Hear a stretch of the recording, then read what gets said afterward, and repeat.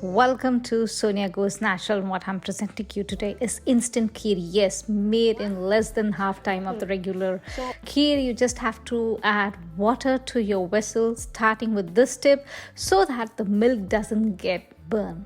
So as soon as I add water, now can I add my milk so that the milk doesn't touch the bottom of your pan and doesn't get burned. Here I am adding around 4 cups of milk, and 1 cup of the milk have I kept aside so that in case your kheer thickens, you can add that. So in all, I'm using around 4.5 cup of milk.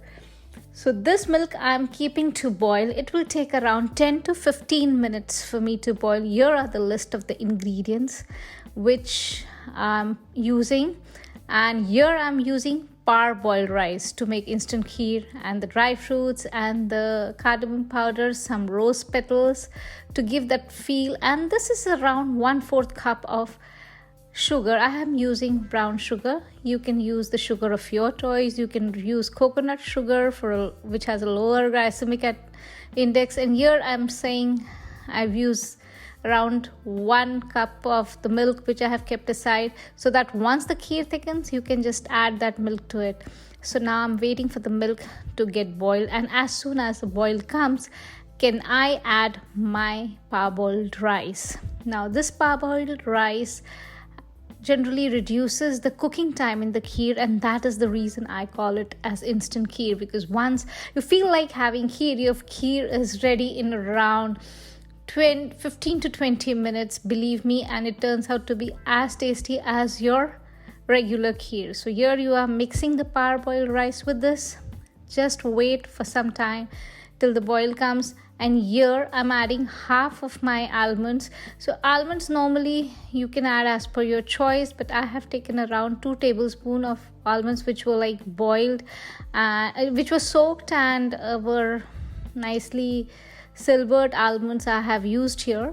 So here I have added some almonds and some cardamom powder, and you can see now within 15 to 20 minutes the milk and rice thickens. So it doesn't take much time, and a light sweet light brown color comes into it, just like the koa, the color of the koa, the same color comes. And now I'm adding half of my sugar. The another half I will be adding when I take off the flame the kheer.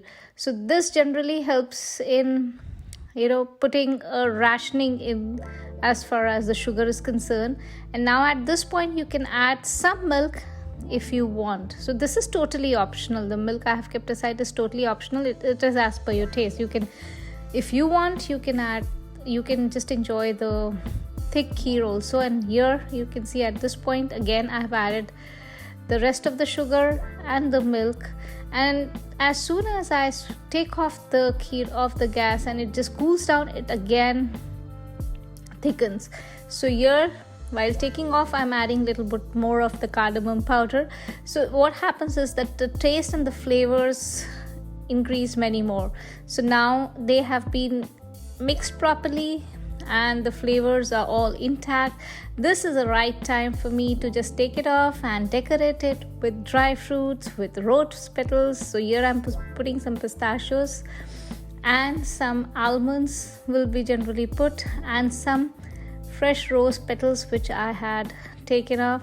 So this just gives you a nice badami kheer, instant kheer, which you can enjoy or which you can make anytime you want. And believe me, the taste is as par with your regular kheer. Do try this recipe and please give me a feedback. How did you like making this instant kheer? Till we meet next time, please like, share and subscribe to my channel. Bye bye.